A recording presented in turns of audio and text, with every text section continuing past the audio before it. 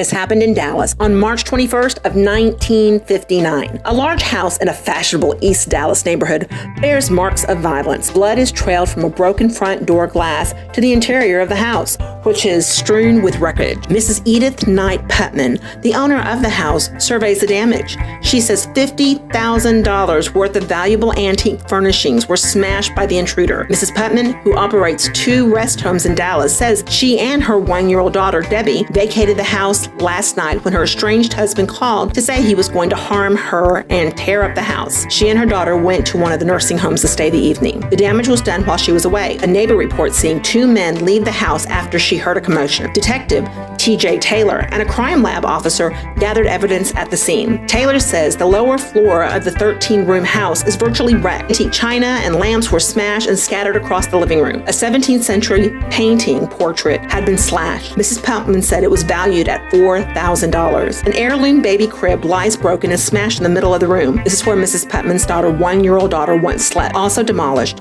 was a set of china valued at $1,500, a set of expensive antique wine glasses, and 2 other paintings. One of them, called The Old Homestead, is slashed across in length.